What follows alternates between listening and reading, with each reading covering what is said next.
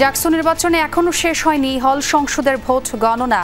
চূড়ান্ত ফল পেতে আরও দেরি। দায়িত্ব পালনের সময় শিক্ষিকার মৃত্যুতে শোকের পরিবেশ। কখনোই উনি যে একজন টিচার ওই দূরত্বটা রাখতেন না। আমরা খুবই মর্মাহত। ব্যাচের পক্ষ থেকে, আমরা ডিপার্টমেন্টের পক্ষ থেকে চারুকলার একমাত্র টিচার উনি, এখানকার স্টুডেন্ট ছিল প্লাস টিচার।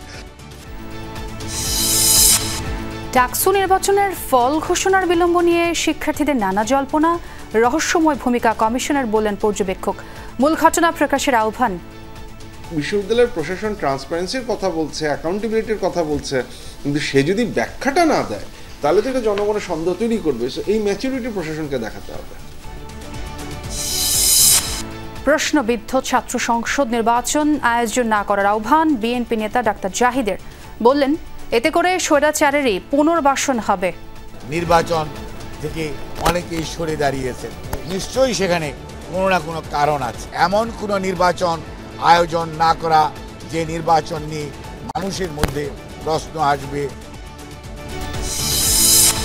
নিম্ন ও মধ্যবিত্তের নাগালে নেই অনেক সবজি। পূজা উপলক্ষে আরেক দফা বেড়েছে ইলিশের দাম। মুরগির বাজারও চড়া।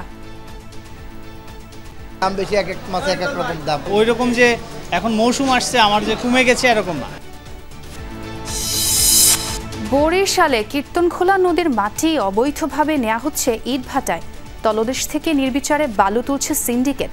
হুমকিতে প্রাণ প্রকৃতি।